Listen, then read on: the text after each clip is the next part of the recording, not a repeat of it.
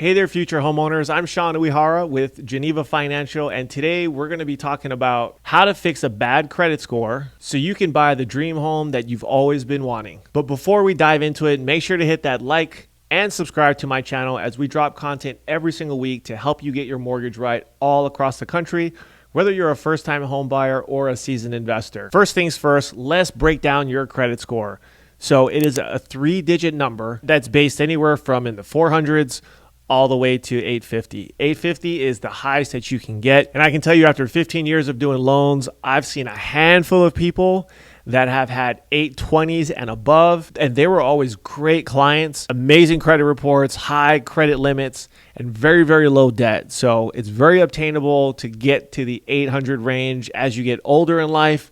When you're younger, it's a little tougher to do. So for some of you that are always trying to credit hack, don't beat yourself up too much, because over time you will get there, which we'll talk about how to get your score up by the end of the video. So any mortgage lender is going to pull your credit. That's going to be the first thing we're going to do. And we're going to look at all three credit bureaus: TransUnion, Equifax, and Experian. And whichever score lands in the middle score is the score that mortgage lenders use to qualify you for your mortgage.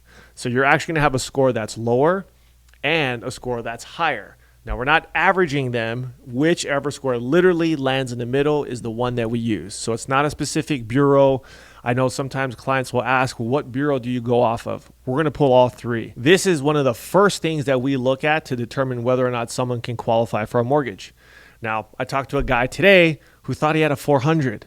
And I was like, you know what? That doesn't sound right, man. That's pretty low. I don't think you have a 400. I said, check your credit cards or check something else that you can subscribe to be able to pull your score, because I really don't think your score is going to be that low. And sure enough, he checked another website and he had a 650. So one of the things you can do is actually go to Experian, TransUnion, and Equifax, and you can get your credit report from them directly. This is probably one of the most important things you can do prior to getting approved to buy a house, because you want to make sure if there's any sort of inaccurate information that's being reported, especially if you have a common name. And one of the things that I tend to see happen too sometimes, which is really screwed up, is that the parents will take out credit cards in their kids' names without ever telling them and never paying the bill. Now, I know that sounds super messed up, and I've seen a handful of people that have actually had to deal with that, which in my opinion was just totally unfair. But things like that happen, and you want to make sure that there's nothing crazy that you may not think is going on that's actually going on that could hold you back from getting a higher credit score. So check the inaccuracies. Make sure there's no collections that you don't know about. Make sure there's no liens or judgments or someone else trying to pretend that they're you. Make sure the information is accurate. That's going to be one of the first things you should do. Clean up that credit report. And the one thing I will beg you to do is, if you have an old collection and you're just continuing to not wanting to pay it, I think you need to face the Pied Piper, and I think you need to pay. I've seen a handful of clients in my career, over $200, $300 cell phone collection bills, just refuse to pay these bills, and they have a low 600 score, maybe like a 590 to 620, 630. And they're literally refusing to pay this bill. And I'm like, if you paid that, you do realize your score is going to bounce back, and then you're going to start to get a higher credit score, right? They're like, well, AT&T screwed me, so I'm not going to pay this bill, and blah, blah, blah, blah, blah. Don't be that person. Just pay it, because I can tell you, getting a higher credit score when it comes to buying a house, getting a car loan, getting your credit cards, or even sometimes for work, they look at your credit. You want to give yourself the best possible position to be successful in life. So don't let something from your past hold you back. Now, here are some basic tips that will help you raise your credit score so that way you can be able to purchase your dream home.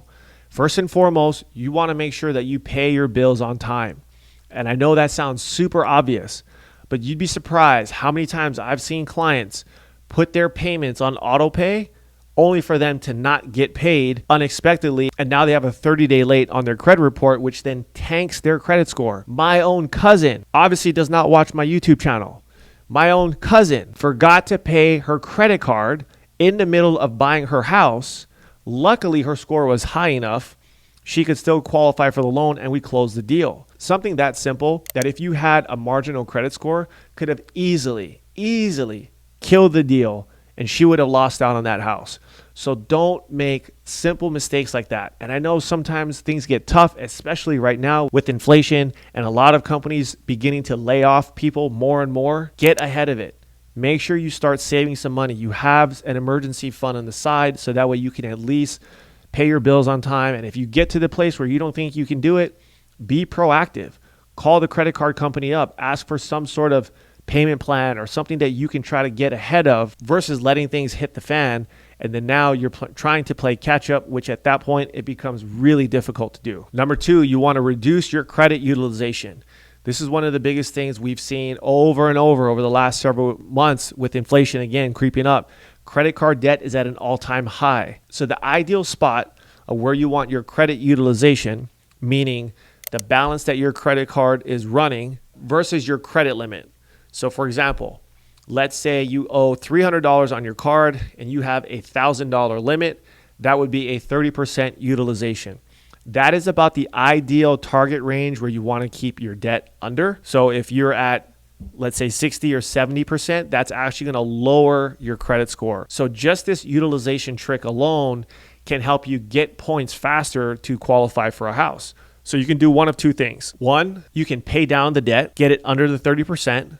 Or two, you can call your credit card company up and ask them to increase your credit limit. So essentially, let's say I owed $500 on that credit card and I still had that $1,000 limit. But if I were to call the credit card company up and say, can you increase my credit limit? And let's say they took me from $1,000 up to $2,000. Now my credit card limit, instead of 50%, because I owe $500, it would now drop to 25%.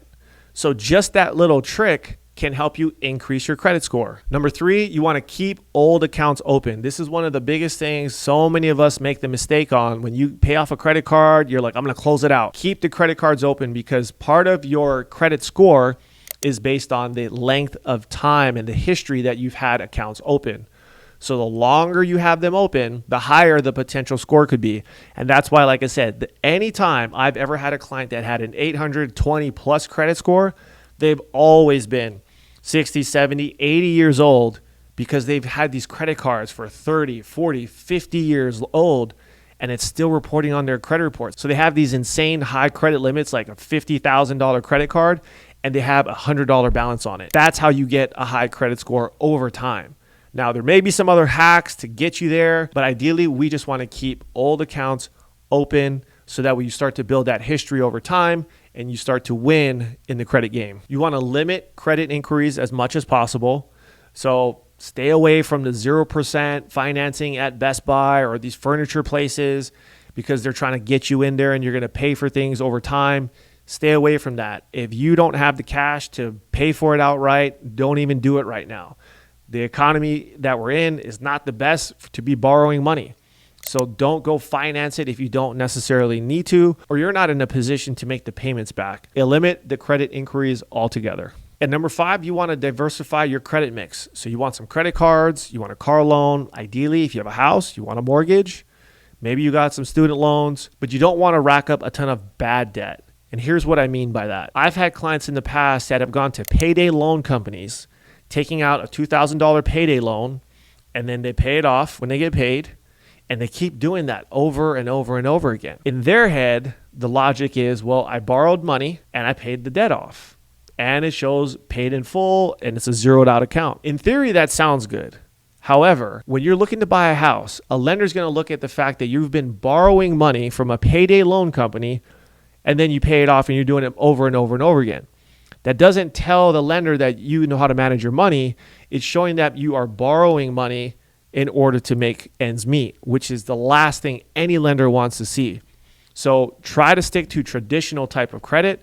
Don't go out of the box with payday loans or anything like that because it could only hurt you in the long run. So there you have it. There's a few easy strategic ways that you can start to implement today to start slowly building up your credit. Remember, credit's a long-term thing. It's not going to change overnight and it's going to take some time. So have some patience and be consistent and persistent because you may need to call and fight with some of these credit companies, but it's worth it in the long run. Because if your number one goal is to become a homeowner, sometimes we have to go through a little bit of tough times to get us there, but it's always going to be worth the reward once you get those keys. And if you found this video helpful, make sure to share this with a friend that could benefit from it. And don't forget to subscribe to my channel because we drop content every single week because we want to help you get your mortgage right. And I'll see you on the next video.